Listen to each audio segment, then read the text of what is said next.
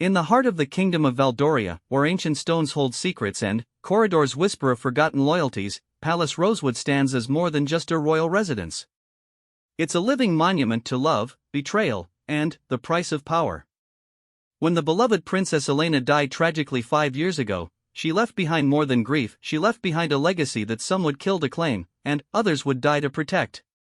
Now, as storm clouds gather over the kingdom, 3 women find themselves locked in a battle that will determine not just who controls the East Wing that once belonged to Elena, but who will shape the future of the crown itself. Lady Margareth, the ambitious second wife of King Alexander, believes her time has come to step out of a dead woman's shadow. But the palace guards, the servants, and even the very walls seem to resist her attempts to claim what she sees as rightfully hers. What begins as a simple redecorating project will escalate into a confrontation that exposes decades of hidden resentments, reveals shocking family secrets, and forces everyone to choose sides in a war where the weapons are memory, loyalty, and the dangerous power of truth. In a place where every portrait watches and every room remembers, some ghosts refuse to be buried, and some battles are worth fighting, even when the cost might be everything. The morning mist clung to the windows of Palace Rosewood like whispered secrets refusing to let go. Lady Margareth stood in the marble hallway, her emerald dress rustling against the silence as she surveyed the ornate doors before her.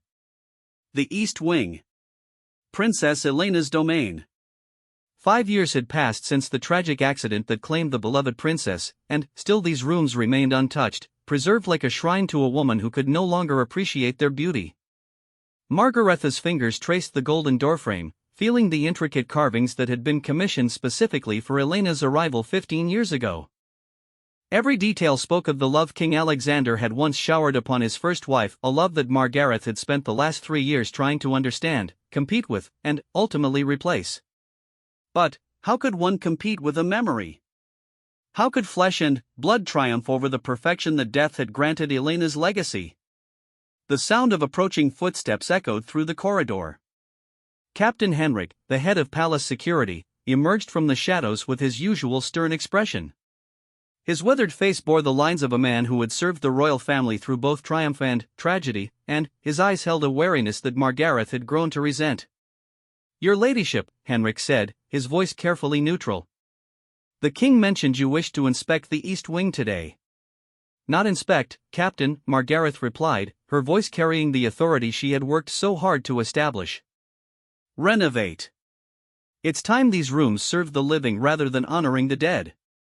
Henrik's jaw tightened almost imperceptibly. He had been Elena's personal guard, had failed to protect her on that fateful night when she had insisted on riding alone through the forest. The guilt had carved itself into his features, and Margareth knew that her words cut deep. But sympathy was a luxury she could no longer afford. "The king approved this decision?" Henrik asked, though his tone suggested he already knew the answer.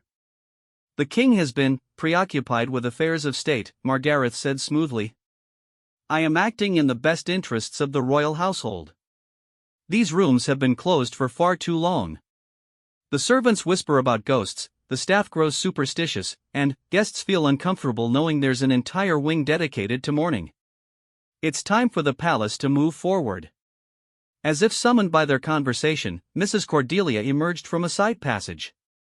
The head housekeeper had served the palace for over 30 years, had seen 3 generations of royalty come and go, and commanded a respect that even Margareth found difficult to challenge.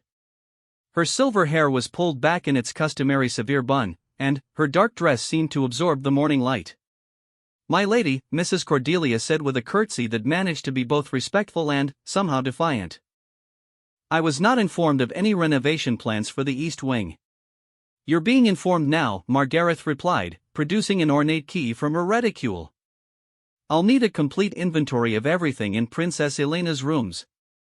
Furniture, artwork, personal effects, everything must be catalogued and prepared for removal." The silence that followed was heavy with unspoken tensions. Mrs. Cordelia had been more than a servant to Elena, she had been a confidant, almost a mother figure to the young princess who had arrived at the palace as an 18-year-old bride. The housekeeper's loyalty to Elena's memory ran deeper than her duty to the current lady of the house. "Where shall Princess Elena's belongings be relocated?" Mrs. Cordelia asked, her voice carefully controlled. The storage rooms in the lower levels should suffice, Margareth said, noting the flash of pain that crossed the housekeeper's features.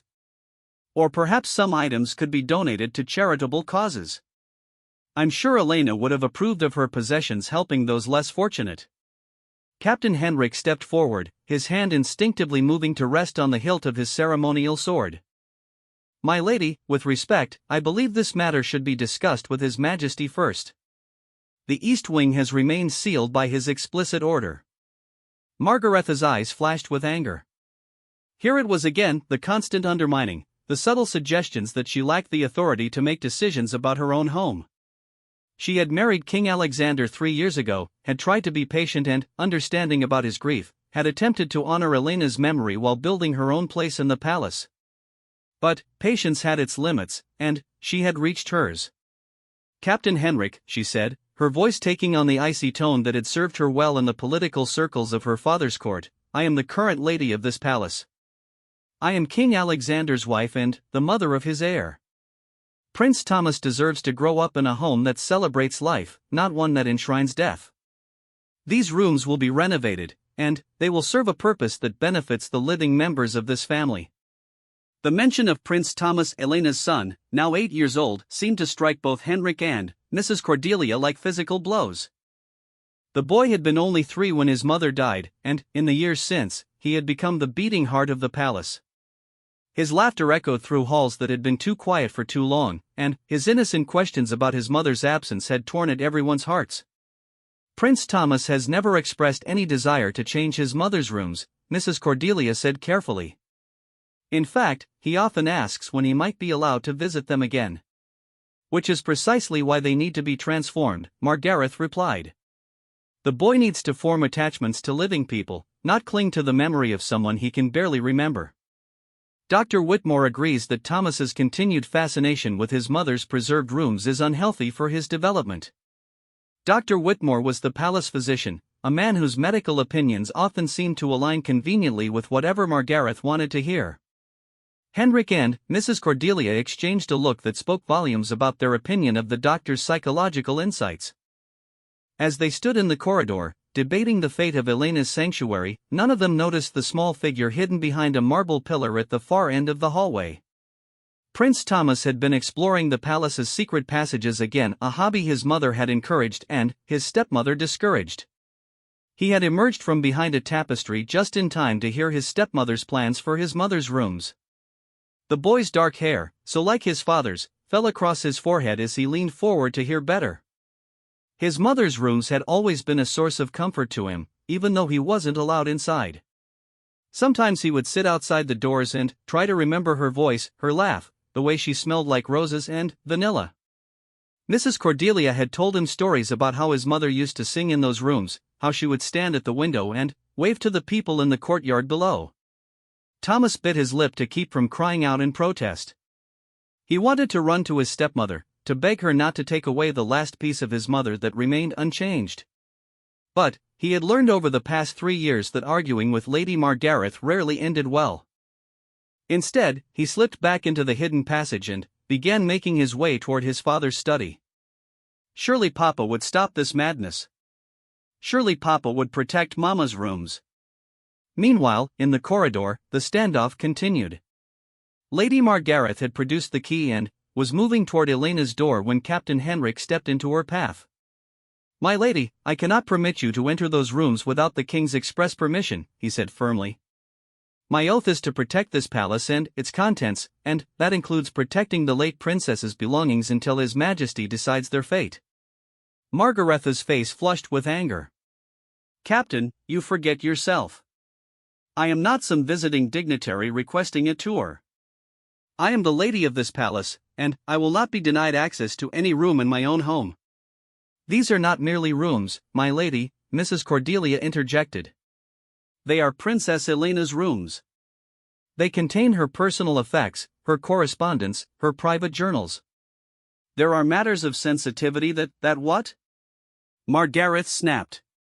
That might embarrass the memory of the perfect princess?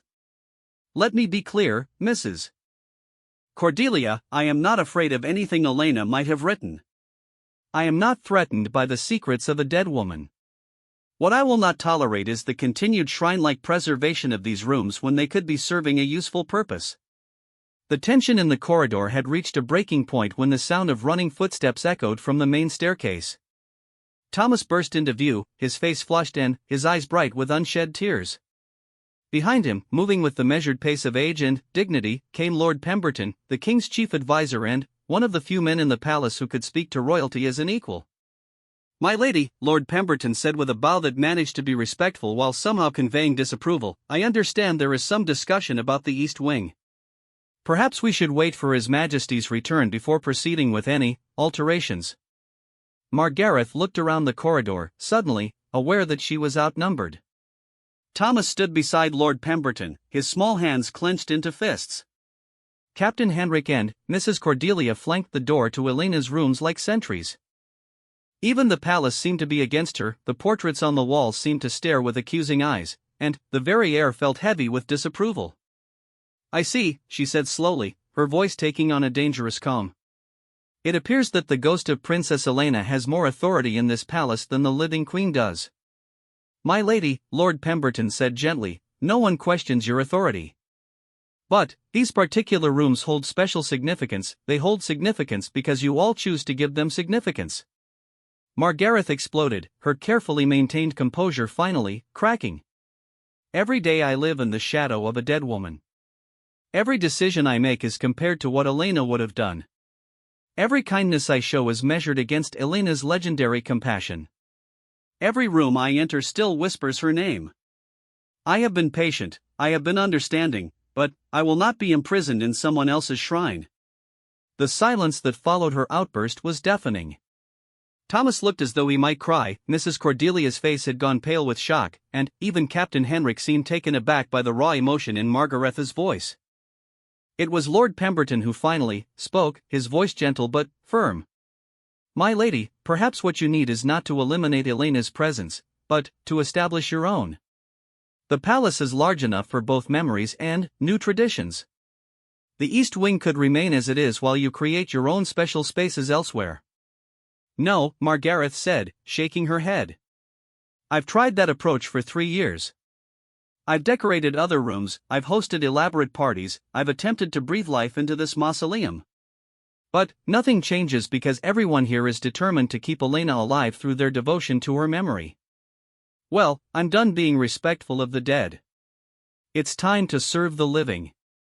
She pushed past Captain Henrik, ignoring his protests, and inserted the key into the lock of Elena's door. The mechanism turned with a soft click that seemed to echo through the corridor like a gunshot.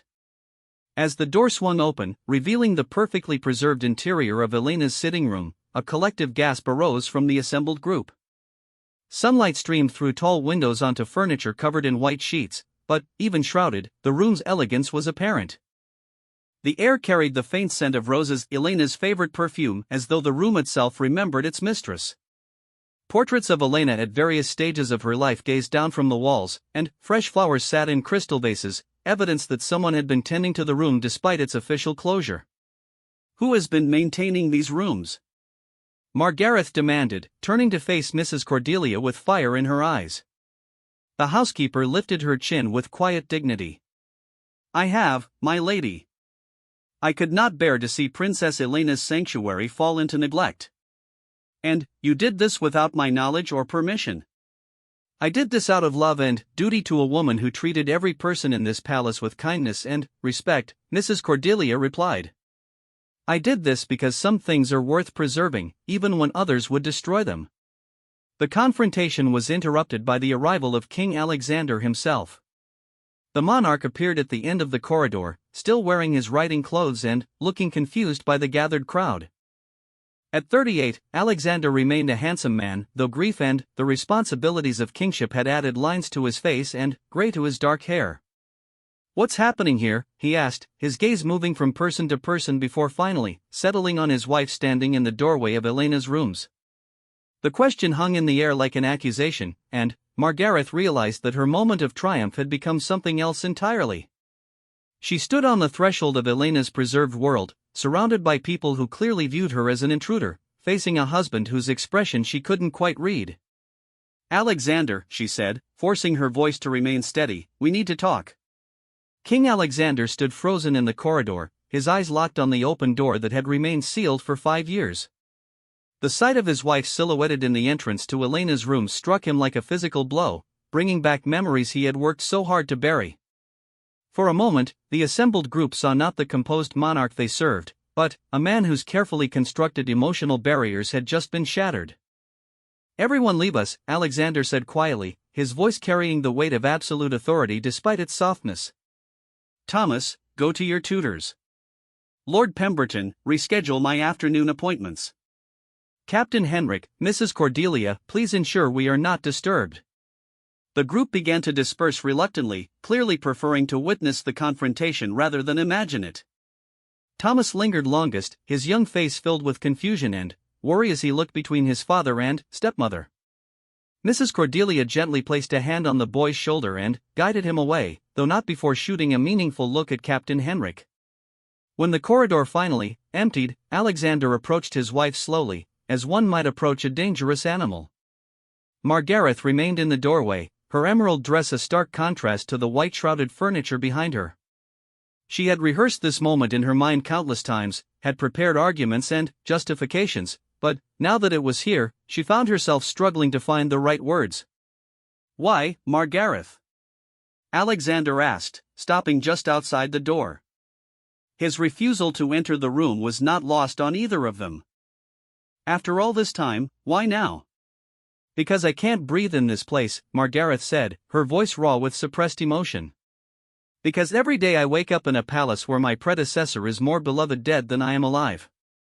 Because our son will grow up thinking that the only good queen is one who died tragically young." "Our son?" Alexander's voice sharpened. "Thomas is Elena's son." "Thomas is our son now," Margareth corrected fiercely. "I have raised him for 3 years. I have comforted him through nightmares, celebrated his achievements, taught him to ride, helped him with his letters. But none of that matters because everyone here is determined to keep Elena's ghost alive through him." Alexander finally crossed the threshold, moving past Margareth into the sitting room that had been Elena's private sanctuary. The sheets covering the furniture seemed to glow in the afternoon light, and the portraits on the walls watched their conversation with painted eyes that held secrets of their own. He moved to the window where Elena used to stand each morning, watching the sunrise paint the palace gardens gold. "She stood here," he said softly, placing his hand on the window frame. "Every morning before breakfast, she would stand here and plan her day. She said the view reminded her that each dawn brought new possibilities." Margareth watched her husband's face transform as the memories took hold. This was the Alexander she rarely saw, vulnerable, open, still deeply in love with a woman who would never grow old, never disappoint him, never challenge him the way a living wife inevitably must. "I know she stood here," Margareth said, moving to join him at the window. "Mrs. Cordelia has told me the story a dozen times. Elena at the window, Elena in the garden, Elena at the orphanage, Elena visiting the sick. Saint Elena, who never said an unkind word or had an ungenerous thought. She wasn't perfect," Alexander said, but his voice lacked conviction. "Wasn't she?" Margareth challenged. "Then, tell me about her flaws. Tell me about the times she made you angry, the arguments you had, the way she disappointed you. Tell me something that proves she was human." Alexander turned to face his wife, and, for a moment she saw a flicker of something, pain, perhaps, or recognition. But it was quickly replaced by the careful composure he had mastered over the years of his kingship. "This isn't about Elena," he said. "This is about you feeling insecure." "Of course it's about me feeling insecure." Margareth exploded. "How could I not feel insecure? I married a man who still speaks to his dead wife's portrait, who visits her tomb every week, who won't even remove her clothes from their shared wardrobe.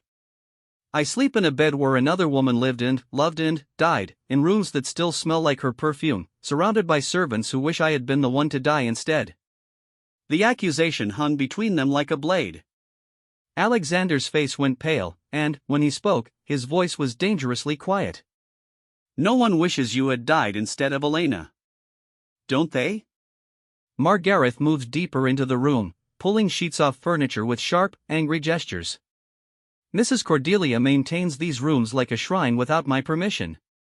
Captain Henrik questions every decision I make by asking what Elena would have done. The servants whisper about how different things were when the real princess lived here. And you retreat into your study every evening to stare at Elena's portrait and remember better days. Each revealed piece of furniture seemed to mock her with its elegance and taste. A delicate writing desk where Elena had penned her daily correspondence. A blue silk settee where she had held court with visiting ladies. A bookshelf filled with volumes of poetry and philosophy, their pages marked with Elena's careful annotations. Every item spoke of a woman who had been not just beautiful, but intelligent, cultured, beloved. I never asked you to compete with Elena's memory, Alexander said, but his words sounded hollow even to him. You didn't have to ask, Margareth replied, uncovering a small portrait of Elena holding baby Thomas. The painting showed a woman with kind eyes and a gentle smile, her dark hair falling in soft waves around her face. She looked like the sort of person who would never raise her voice, never lose her temper, never stand in her predecessors' rooms demanding recognition. The competition was built into this marriage from the first day. I knew that when I agreed to marry you. What I didn't know was how impossible it would be to win. Alexander moved to the portrait, his fingers tracing the painted face of his first wife. She died so young, he said softly. 28 years old. She never got to see Thomas grow up, never got to fulfill all the dreams she had for the kingdom, for our family. How can I dishonor her memory by forgetting? I'm not asking you to forget, Margareth said, surprised by the gentleness in her own voice. I'm asking you to remember that you're still alive. That I'm alive. That we have a chance to build something together if you'll stop looking backward long enough to see what's in front of you. The room seemed to hold its breath as Alexander struggled with emotions he had kept carefully locked away. When Elena died, he had channeled his grief into governance, throwing himself into the work of ruling with such dedication that his advisors worried about his health. The marriage to Margareth had been arranged for political reasons. Her father's kingdom controlled important trade routes, but also personal ones. Thomas needed a mother, and Alexander needed a partner who could help him move forward. But moving forward had proved harder than anyone anticipated. She wrote you a letter, Alexander said suddenly, his voice barely above a whisper. Margareth felt her heart stop. What? Elena. She wrote you a letter before she died.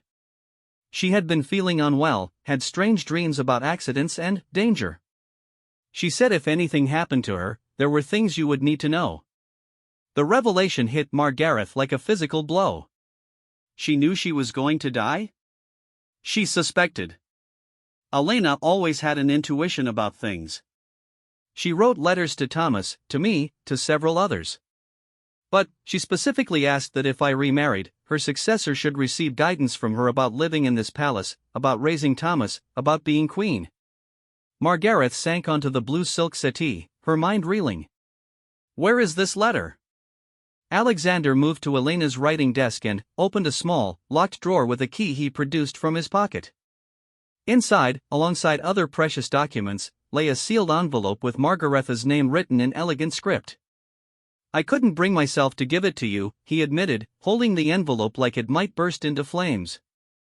I was afraid of what she might have said, afraid it would make losing her feel fresh again. But, perhaps it's time. Margareth took the letter with trembling hands.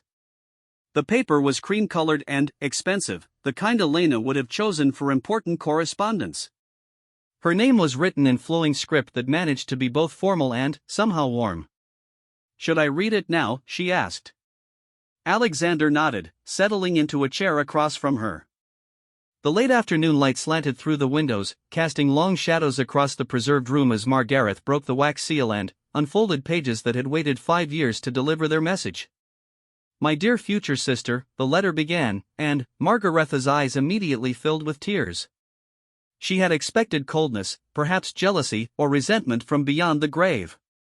Instead, Elena's first words offered kinship. If you are reading this, then I am gone and you have taken my place as Alexander's wife and Thomas's mother. I write to you not as a rival, but as a sister queen who understands the unique challenges you now face. The crown is heavy, but not for the reasons people expect. It is heavy because it demands perfection from imperfect people, because it makes your private moments public property, and because it can make you feel isolated even when surrounded by hundreds of servants and courtiers. Margareth paused, looking up at Alexander. His face was carefully blank, but she could see the tension in his shoulders, the way his hands gripped the arms of his chair. I know that you will be compared to me, the letter continued. This is unfair and inevitable. Let me tell you some truths that might help. I was not the perfect queen everyone will remember. I lost my temper with servants, I made poor decisions about palace management, I sometimes spoke too freely about political matters that were not my concern. I was lonely much of the time, uncertain about how to be royal without losing myself entirely. I loved Alexander deeply, but I also frustrated him with my independence and my refusal to always defer to his judgment. I was human, with all the flaws and contradictions that entails. The words struck Margareth like revelations. Here was the honest Elena that no one else seemed to remember, complicated, imperfect, struggling with the same challenges that now faced her successor. About Thomas, Elena's letter went on, he is the light of my life but also a strong-willed child who will test your patience in ways you cannot imagine. He has inherited his father's stubbornness and my tendency toward dramatic gestures. Love him fiercely, but do not be afraid to discipline him. He needs boundaries as much as he needs affection. Do not try to replace me in his heart, there is room for both his mother's memory and his stepmother's love. Margareth had to stop reading to wipe tears from her cheeks. Alexander rose from his chair and moved to stand behind the settee, close enough that she could feel his presence but not touching. There is more, Elena's letter continued, about the servants, about the nobles, about the delicate balance of power that exists in this palace. Mrs. Cordelia may seem stern, but she is fiercely protective of those she loves. If you earn her respect, you will have an invaluable ally.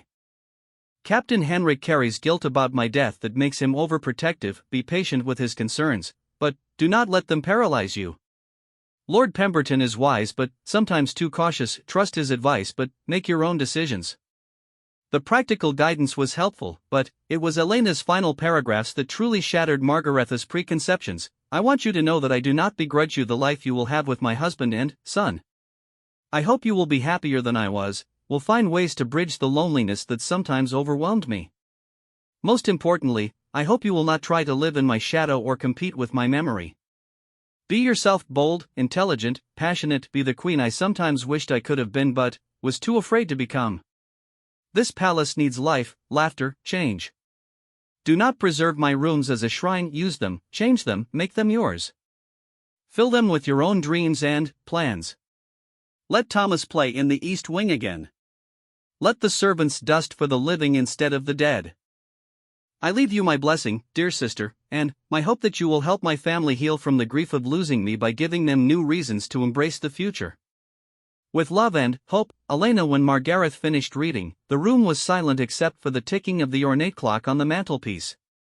She folded the letter carefully, holding it against her heart as she looked around the preserved room with new eyes. She wanted me to change these rooms, Margareth said softly.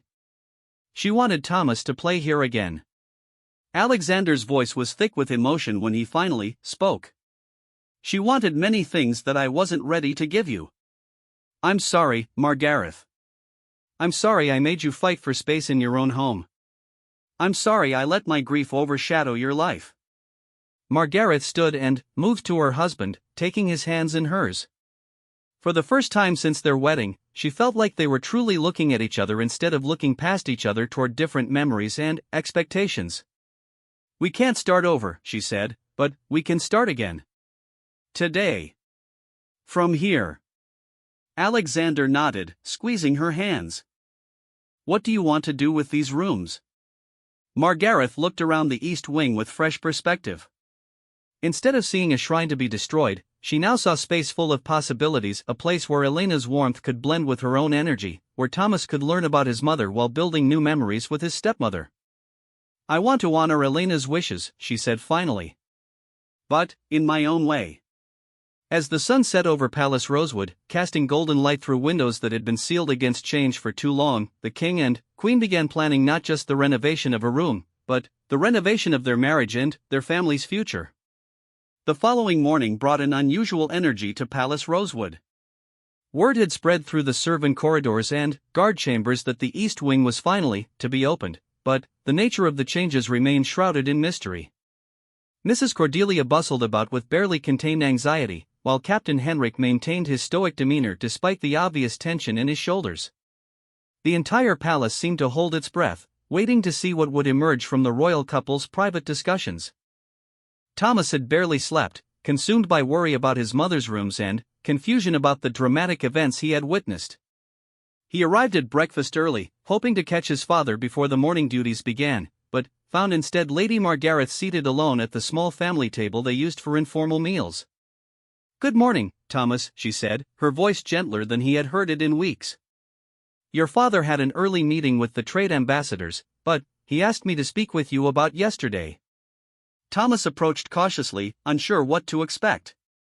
His relationship with his stepmother had been cordial but distant. She had never been unkind to him, but neither had she shown the warmth he remembered from his mother or saw in Mrs. Cordelia's maternal care.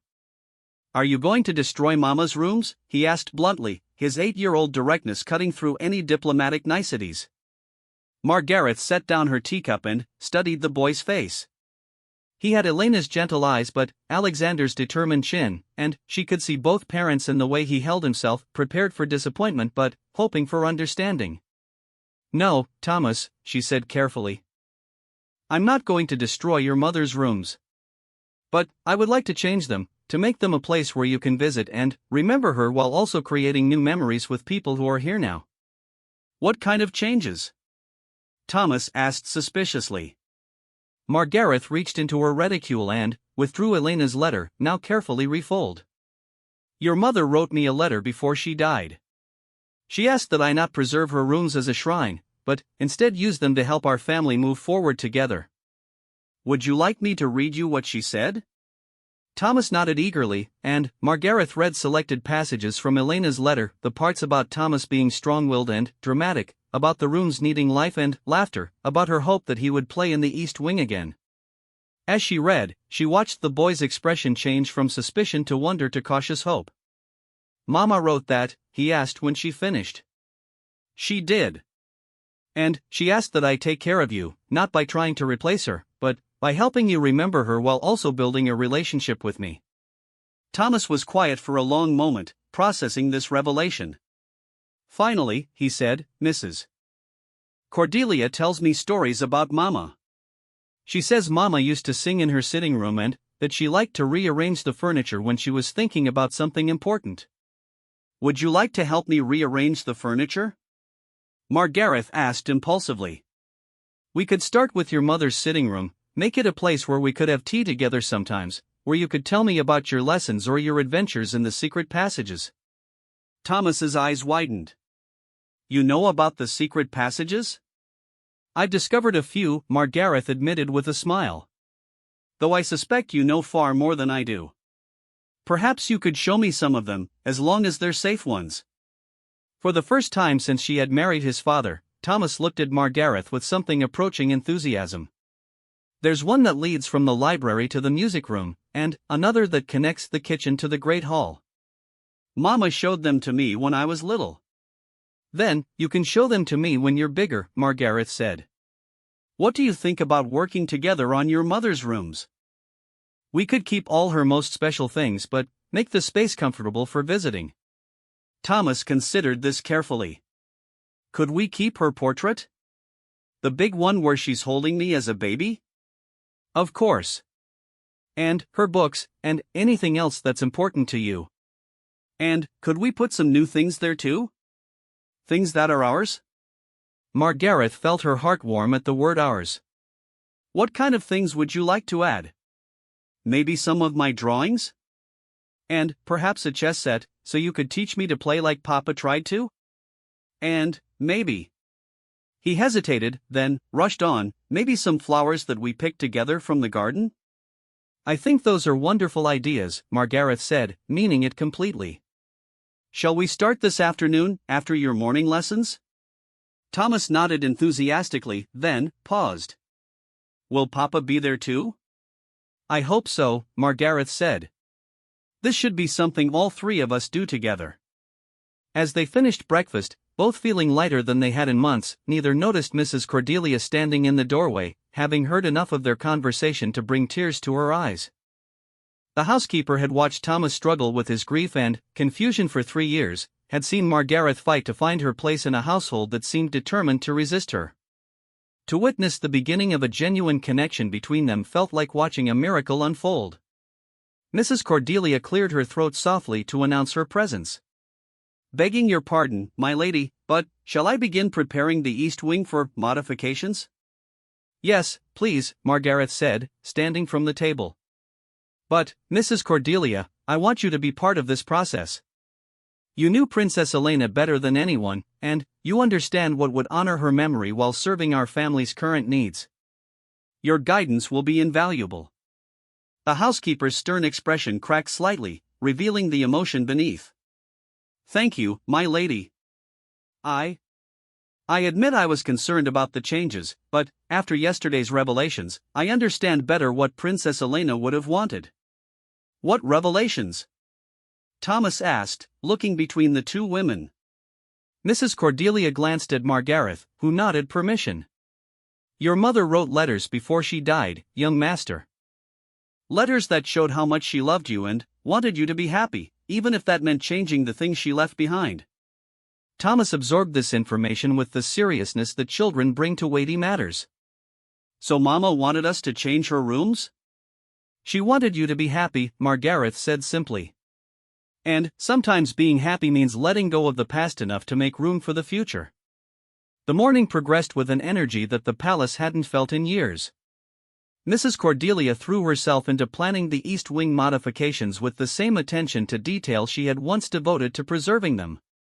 Captain Henrik, still somewhat skeptical but willing to trust the king's judgment, coordinated with the palace craftsmen about potential structural changes. Lord Pemberton observed the flurry of activity with cautious optimism, pleased to see the royal family finally addressing issues that had festered beneath the surface for too long. King Alexander returned from his morning meetings to find the palace buzzing with purposeful activity. Servants who had seemed listless for months now moved with direction and energy. The very air seemed lighter, charged with possibility rather than weighed down by obligation. He found Margareth in their private sitting room, surrounded by sketches and fabric samples, planning the renovation with an enthusiasm he hadn't seen from her since their wedding. Thomas sat beside her on the sofa, offering opinions on color schemes and furniture arrangements with the seriousness of a seasoned decorator. It seems you've been busy, Alexander observed, settling into his favorite chair. Thomas has been helping me plan, Margareth said, her face glowing with genuine pleasure. He has excellent ideas about how to honor his mother's memory while making the rooms comfortable for our family. I suggested we keep Mama's writing desk but add a bookshelf for my schoolbooks, Thomas reported proudly. And Margareth thinks we should have a window seat where we can sit and look at the gardens while we talk. Alexander noticed his son's use of his stepmother's given name rather than the formal my lady he usually employed, and filed the observation away as significant progress. Those sound like thoughtful additions. What else are you planning? Mother and son, for that's what they were becoming, Alexander realized, launched into an animated description of their ideas. Elena's formal sitting room would become a family room where they could have informal meals, play games, or simply spend time together. Her bedroom would be converted into a larger sitting area with comfortable furniture for reading and conversation. The small study where Elena had conducted her correspondence would become Thomas's private room, a place where he could do homework, pursue hobbies, or simply retreat when he needed solitude. And we want to create a special alcove, Margareth said, her voice taking on a more serious tone, where Elena's most precious belongings will be displayed. Her jewelry, some of her letters, her favorite books, the portrait of her with Thomas as a baby. Not hidden away, but honored as part of our family's story. Alexander felt emotion tighten his throat. The plan they described managed to be both respectful of Elena's memory and focused on their family's future needs. More importantly, it was clearly the result of genuine collaboration between his wife and son, the beginning of the relationship he had hoped they would develop but had never quite known how to encourage. There's something else, Thomas said, looking between his parents with the expression he wore when he had something important to say. I want to show Margareth Mama's secret hiding place. The one where she kept her special treasures. Alexander's eyebrows rose. I didn't know Elena had a secret hiding place. She showed it to me when I was very little, Thomas explained. She said every queen needs a place where she can keep things that are just hers, things that no one else has to know about. She made me promise not to tell anyone unless something happened to her, and I thought it was important. What kind of things? Margareth asked gently. Thomas scrunched his face, trying to remember. Letters that made her happy, a special necklace from her mama, a dried flower from her wedding bouquet, some drawings I made for her when I was very small. Things like that. The three of them made their way to the East Wing together, followed by Mrs. Cordelia, who had been hovering nearby with barely contained curiosity. The afternoon light streaming through the tall windows gave Elena's sitting room a warm, welcoming atmosphere that seemed to invite change rather than resist it. Thomas led them to what appeared to be a solid section of wall beside Elena's bookshelf. With the confidence of someone who had performed this action many times, he pressed a particular spot in the carved molding and a small panel swung open, revealing a hidden compartment about the size of a jewelry box. Mama said this was installed when the palace was built, Thomas explained, reaching into the space. Lots of the rooms have them, but most people don't know where they are. He withdrew a small wooden box, ornately carved and clearly very old. With reverent hands, he opened it to reveal the treasures Elena had deemed worth hiding, a strand of pearls that looked ancient and precious, several letters tied with blue ribbon, a dried rose that had once been white, a miniature portrait of a woman who must have been Elena's mother, and several small drawings in a child's hand. Margareth examined the contents with wonder, struck by how personal and intimate these items were. This was Elena as she truly was, not the perfect queen of public memory, but a woman who treasured love letters and kept her child's artwork, who valued family jewelry and preserved wedding flowers. She kept my drawings, Thomas said softly, touching the childish pictures with gentle fingers. She kept them because she loved you, Margareth said, her voice thick with emotion. These are the things that mattered most to her, her family, her love, her memories of happiness. Alexander picked up the bundle of letters and recognized his own handwriting on the ribbons. These were notes he had written to Elena during their courtship and early marriage, not the formal correspondence that would be preserved in official archives, but the personal messages of affection that couples share in private moments. Perhaps, Margareth said carefully, this box and its contents should remain in the secret compartment. Thomas, you could visit them whenever you wanted, and they would be safe and private, just as your mother intended. Could I add things to the box? Thomas asked. New things that I want to keep secret and special? I think that would be perfect, Margareth replied. It could be your special place, just like it was hers. As they carefully returned the treasures to their hiding place, Alexander felt a profound sense of closure settling over him. For 5 years, he had preserved Elena's rooms as a monument to his grief, afraid that changing anything would somehow dishonor her memory or diminish his love for her. But, seeing his wife and son working together to honor Elena's actual wishes rather than his own fears, he realized that the greatest tribute to Elena's memory would be helping their family move forward with love rather than remaining frozen in grief.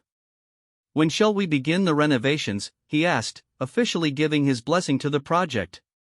Tomorrow, Margareth said, taking his hand. But, first, I think we should have tea in here this afternoon. All three of us, together, in Elena's sitting room. Not as a farewell, but as a new beginning. As Mrs. Cordelia hurried away to prepare tea service and Captain Henrik stationed himself discreetly in the hallway. The royal family settled into Elena's preserved sitting room for their first meal together in the East Wing. The late afternoon light painted everything golden, and, for the first time in 5 years, the rooms that had been dedicated to memory began the process of becoming dedicated to life. Outside the tall windows, the palace gardens bloomed with late summer flowers, and the future stretched ahead of them, full of possibility and hope. The transformation of the East Wing began at dawn the next day, but it was unlike any renovation the palace had ever seen. Instead of workers arriving to strip away the past, the morning brought a careful, deliberate process of integration honoring what had been while creating space for what could be. Mrs. Cordelia had assembled a team of the palace's most trusted servants, women who had known and loved Princess Elena, alongside newer staff members who served the current royal family. The symbolism was intentional, past and present working together toward a shared future. The head housekeeper had spent the night planning every detail, determined that the changes would reflect both Elena's memory and Lady Margaretha's vision. Margaretha arrived early, wearing a simple dress more suited to work than ceremony. She found Mrs. Cordelia directing the careful removal of dust covers, revealing furniture that had been hidden for years. Each piece told a story: the blue silk settee where Elena had read to young Thomas, the writing desk where she had penned her daily correspondence, the bookshelf filled with volumes of poetry and philosophy that revealed her intellectual curiosity. "We'll start with the sitting room," Margaretha announced to the assembled workers. "Everything must be handled with the utmost care. These pieces have great sentimental value, and we want to incorporate them into the new design rather than simply replacing them." Thomas appeared in the doorway, still in his nightshirt despite the early hour. "May I help?" he asked, his voice small but determined. "Of course," Margaretha replied, though she exchanged a concerned glance with Mrs. Cordelia. "But perhaps you should dress first and have some breakfast." "I'm not hungry," Thomas said, a statement that immediately concerned both women. The boy was usually eager for his morning meal. Mrs. Cordelia approached him gently. "What troubles you, young master? Yesterday you seemed excited about the changes." Thomas bit his lip, struggling with emotions too complex for his 8-year-old vocabulary. "What if we change too much? What if I forget what it was like when Mama lived here?" The question struck at the heart of everyone's fears. How much change was healing, and how much was erasure? How could they honor Elena's memory while serving the living family's needs? Margaretha knelt beside Thomas, bringing herself to his eye level. "Do you remember what your mother looked like?"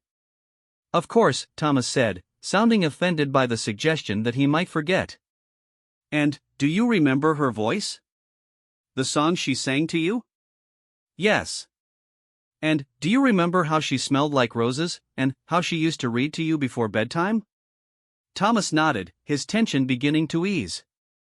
"Those memories live inside you," Margaretha explained gently. "They're not in the furniture or the curtains or the way the room is arranged. They're in your heart, and no amount of redecorating can touch them. But if we make these rooms more comfortable, you'll be able to visit them more often. You'll be able to sit where your mother sat and remember her while also making new memories with people who love you now." "Will you tell me more stories about Mama while we work?" Thomas asked. "I'll tell you the stories Mrs. Cordelia has told me," Margaretha promised. "And perhaps she'll share some new ones while we're working together." The renovation proceeded with unprecedented care and cooperation. Elena's most personal belongings were temporarily moved to the adjacent bedroom while the sitting room was reconfigured. The blue silk settee was reupholstered in a complementary fabric that honored the original while making it more practical for daily use. Elena's writing desk was moved to a place of honor near the window, where it would catch the morning light just as it had during her lifetime. King Alexander arrived mid-morning to find his family and household staff working together with a harmony he hadn't seen in years. Thomas was carefully dusting Elena's books under Mrs. Cordelia's supervision, while Margaretha consulted with the palace carpenter about installing the window seat they had discussed. The scene filled him with a complex mixture of emotions: grief for what Elena would never see, but also hope for what their family was becoming. "How can I help?" he asked, rolling up his sleeves in a gesture that surprised everyone present. "The books need to be reorganized," Margaretha said, gesturing toward the volumes that had been Elena's pride. "Thomas thinks we should arrange them by subject rather than by size, so it's easier to find what we're looking for." Alexander joined his son at the bookshelf, and together they began categorizing Elena's extensive library. Poetry here, philosophy there, books about gardening and statecraft and child-rearing in their respective sections. As they worked, they discovered Elena's marginalia, her thoughts and reactions written in careful script in the margins of pages that had captured her attention. "Look, Papa," Thomas said, pointing to a notation in a book about early childhood development. Elena had written "try this with tea when he's older" next to a passage about encouraging independence in young children. She was always thinking ahead, Alexander murmured, touching the familiar handwriting. Always planning for your future. As they continued their archaeological work through Elena's possessions, more treasures emerged. A pressed flower from Thomas's first birthday celebration. A sketch Elena had made of the palace gardens, noting where she wanted to plant new rose bushes. A half-finished letter to her sister, describing Thomas's latest achievements in his lessons. She was writing about me the day before she died, Thomas observed, reading over his father's shoulder. She wrote about you every day, Mrs. Cordelia said from across the room. You were never far from her thoughts. The most significant discovery came when they moved Elena's jewelry box from her dressing table. Underneath, they found a leather-bound journal none of them had known existed. The final entry was dated 3 days before Elena's fatal riding accident, and, with trembling hands, Alexander opened to that page. I feel change coming, Elena had written in her elegant script. Not the usual changes of season or circumstance, but something fundamental. My dreams have been strange lately, filled with visions of Thomas grown tall and Alexander finding happiness again. I pray that if something happens to me, they will not remain frozen in grief but will embrace whatever future awaits them. The palace needs laughter more than it needs monuments to loss. The passage seemed to speak directly to their current situation, offering Elena's blessing for exactly what they were attempting. Alexander read it aloud, and, when he finished, the room was silent except for the sound of Thomas quietly crying. She knew, the boy whispered. She knew she was going to leave us. She knew many things, Margareth said, moving to comfort him. But, most importantly, she knew that love doesn't end when someone dies. It changes form, but it continues. Your mother's love for you is still here, Thomas. It's just being expressed through different people now. The afternoon brought Lord Pemberton, who had come to check on their progress and remained to help. Even Captain Henrik, initially skeptical of the changes, found himself contributing practical suggestions about furniture placement and security considerations. What had begun as a renovation was becoming a community effort, with everyone who had loved Elena participating in the transformation of her spaces. By evening, Elena's sitting room had been reborn as a family gathering place. Her favorite pieces remained, but they were now arranged to encourage conversation and comfort rather than formal entertaining. The new window seat overlooked the garden she had loved, providing a perfect spot for reading or quiet reflection. Fresh flowers, roses from the garden Elena had planned, filled crystal vases, bringing life and fragrance to rooms that had been too long without either.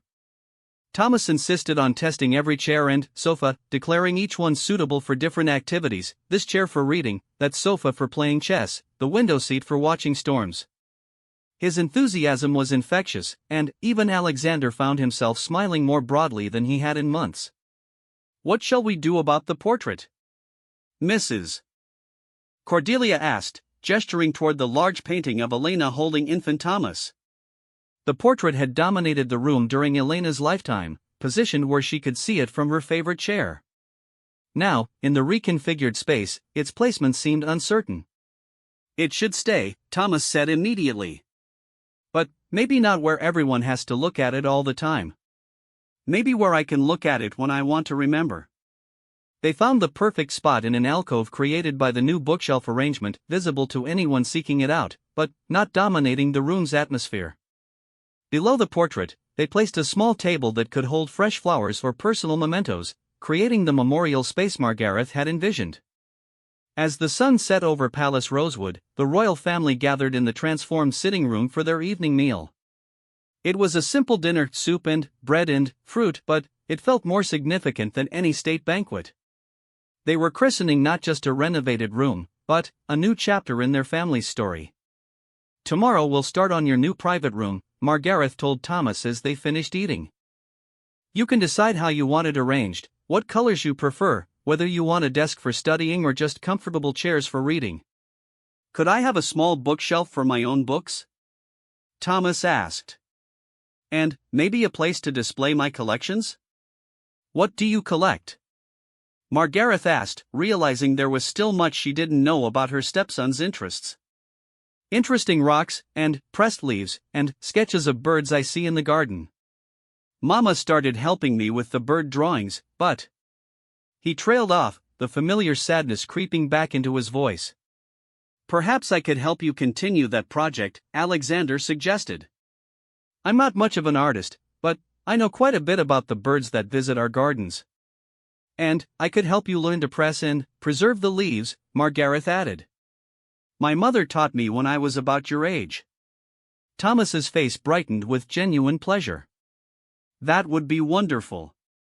I could show you the best spots for finding unusual leaves and interesting rocks. As they talked about plans for Thomas's room, Alexander felt a profound sense of gratitude wash over him. For years, he had feared that honoring Elena's memory required keeping everything exactly as she had left it, that change would somehow diminish the love they had shared. But, watching his wife and son work together, seeing how the renovated room somehow felt more alive and welcoming than it had even during Elena's lifetime, he understood that true love creates space for growth rather than demanding preservation. Elena would be proud, he said quietly, speaking to the room as much as to his family. She would be proud of what we're building together. She is proud, Thomas said with 8-year-old certainty. I can feel it. As they prepared to leave the East Wing for the night, the first time in 5 years that it would be left open and welcoming rather than sealed against change, Margareth paused at the threshold. Thank you, she said, addressing both her husband and stepson. Thank you for letting me be part of this family, not just in name but in truth. Thank you, Alexander replied, for having the courage to push for what we all needed, even when we were too afraid to ask for it ourselves. Thomas, ever practical, had the final word. Can we have breakfast here tomorrow? I want to watch the sunrise from the new window seat. I think that sounds perfect, Margareth said, ruffling his hair with the casual affection that had developed between them. The perfect way to begin the day in our new family room. As they walked through the corridors of Palace Rosewood toward their private chambers, the East Wing behind them glowed softly in the lamplight, no longer a monument to loss but a celebration of love's ability to transform and endure. Tomorrow would bring new challenges, new opportunities, new chances to build the family that Elena had dreamed of in her final letter. But tonight, they had already achieved something miraculous. They had learned to honor the past while embracing the future, to love the dead while serving the living, to change while remaining true to what mattered most. 3 months had passed since the transformation of the East Wing, and Palace Rosewood hummed with a contentment that had been absent for years. The changes had rippled outward from Elena's former rooms, touching every aspect of royal life. Servants moved with renewed purpose, nobles found the palace atmosphere more welcoming, and visiting dignitaries commented on the sense of harmony that seemed to permeate the ancient walls. But it was in the small, daily moments that the transformation was most evident. Thomas now bounded through the corridors with an energy that spoke of a child who felt secure in his place within the family structure. His relationship with Margareth had evolved from polite distance to genuine affection, built on shared projects, honest conversations, and the thousand small kindnesses that create love between people who choose to care for each other. This particular morning found Margareth in what had once been Elena's private study, now converted into a bright workspace where she managed both her royal correspondence and her growing involvement in palace administration.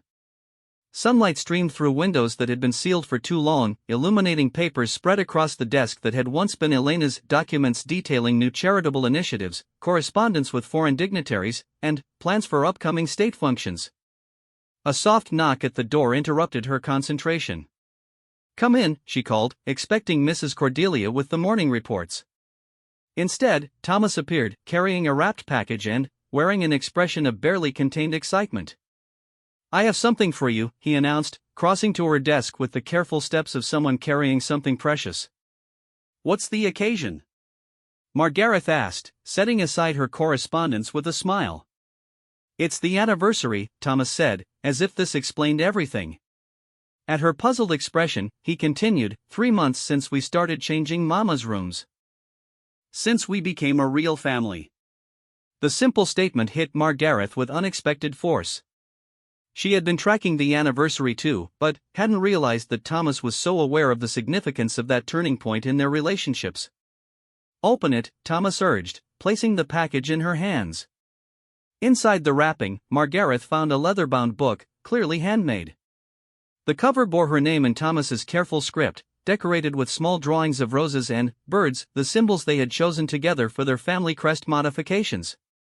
Opening the book revealed page after page of drawings, pressed flowers, written observations, and small mementos documenting the months since their family's transformation. "It's our story," Thomas explained, settling into the chair beside her desk. "All the things we've done together, all the ways we've changed. Look, here's a sketch of you teaching me to press leaves. And this is the dried flower from when Papa first ate dinner with us in the new sitting room. And here's where I wrote about the day you helped me organize my rock collection." Each page revealed Thomas's perspective on their growing family bonds.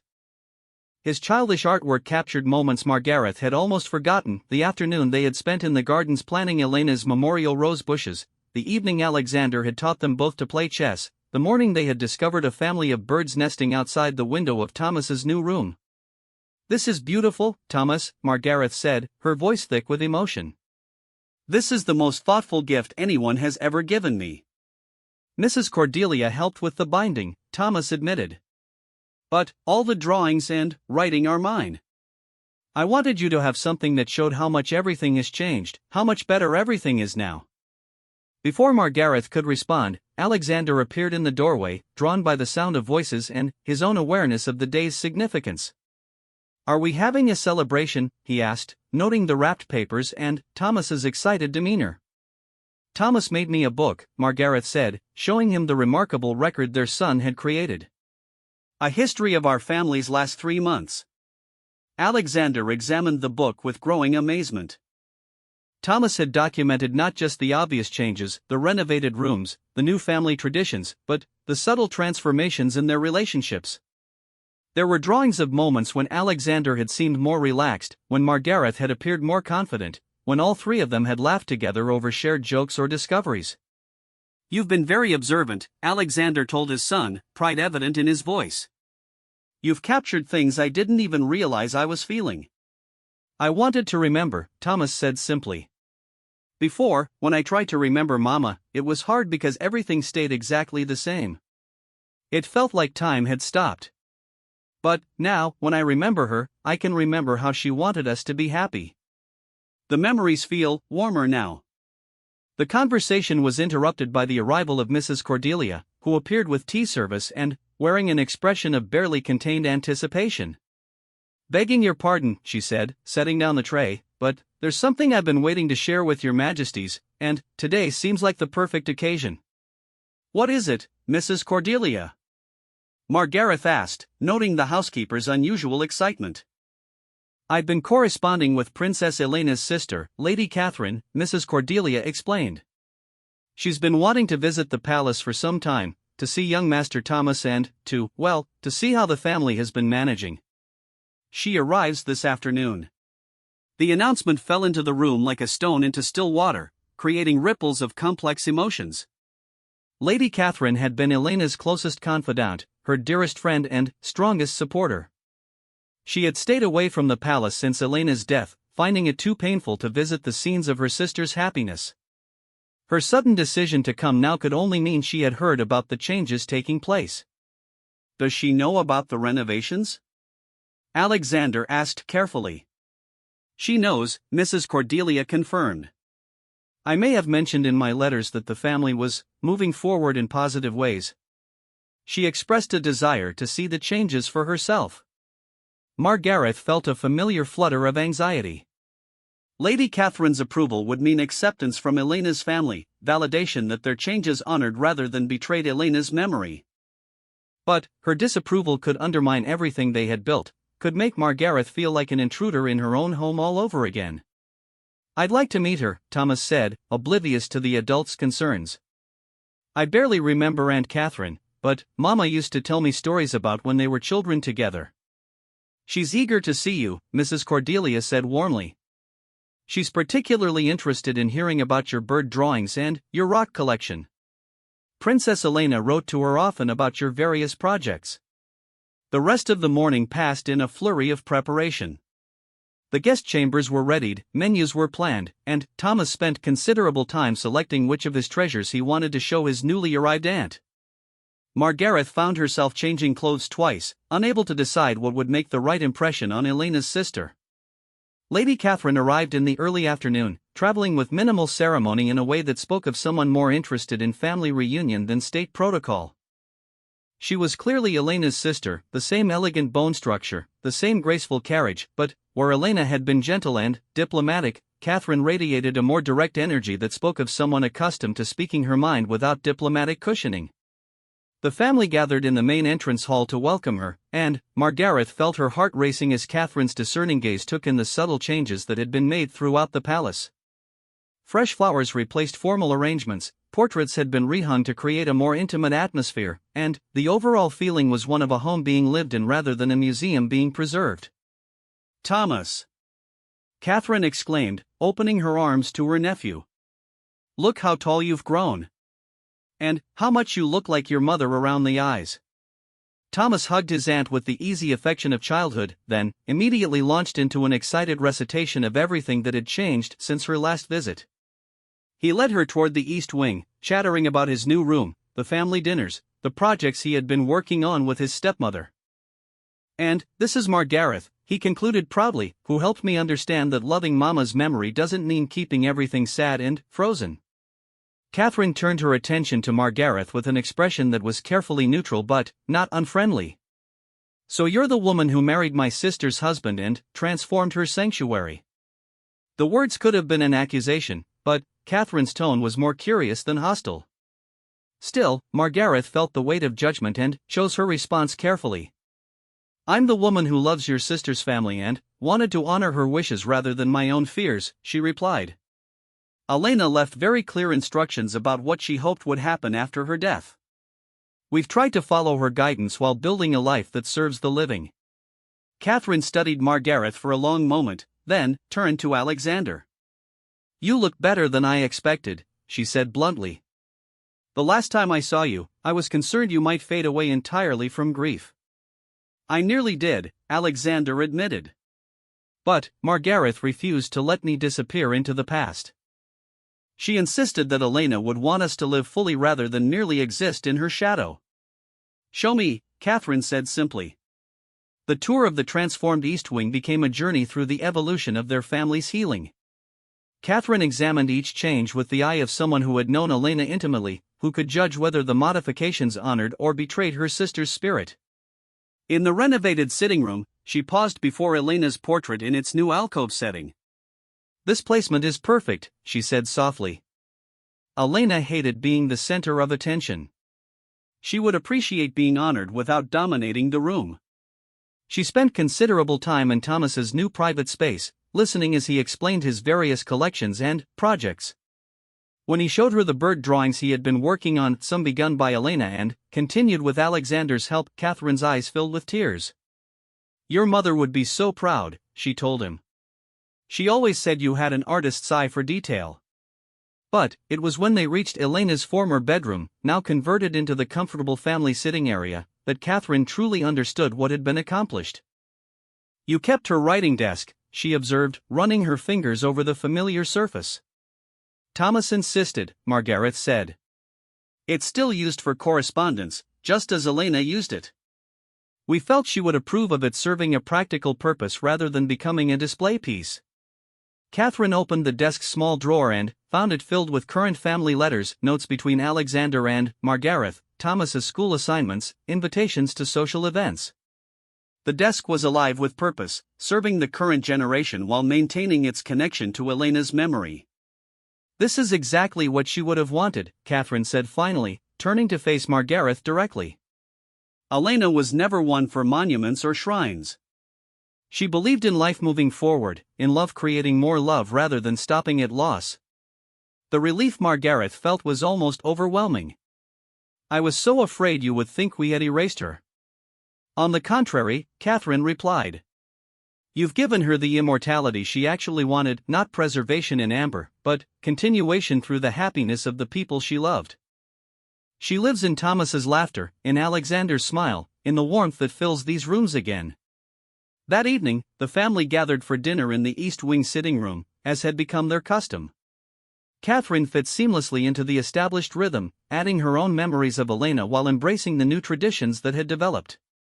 She shared stories that brought Elena to life in ways Thomas had never heard, tales of sisterly mischief, of Elena's secret fears and hopes, of the dreams she had held for her son's future. "Your mother once told me," Catherine said to Thomas over dessert, "that she hoped if anything ever happened to her, you would remember her through joy rather than sorrow. She said she wanted to be remembered for the laughter she brought to people's lives, not for the tears her absence caused." "I do remember the laughter now," Thomas said thoughtfully. "When we're all together like this, I can imagine Mama being happy about it. Before, when everything was preserved exactly as she left it, it felt like she was trapped in sadness. Now it feels like she's free to be remembered for the happiness." As the evening wound down, Catherine pulled Margareth aside for a private conversation. They walked to the window where Elena used to stand each morning, looking out over gardens that now bloomed with memorial roses alongside new plantings that reflected current tastes. "I want you to know," Catherine said quietly, "that Elena would have loved you.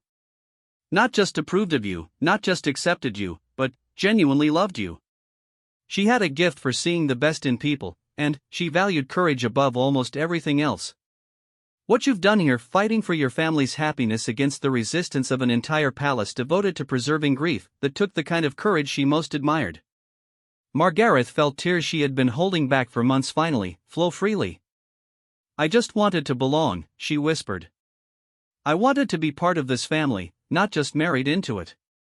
"You are part of this family," Catherine assured her.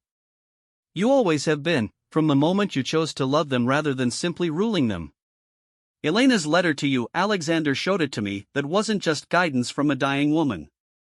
That was welcome from a sister queen who understood exactly what challenges you would face."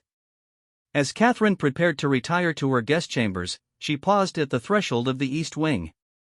"I'll be staying for several more days," she announced. "I hope you don't mind, but I'd like to spend time really getting to know my new family.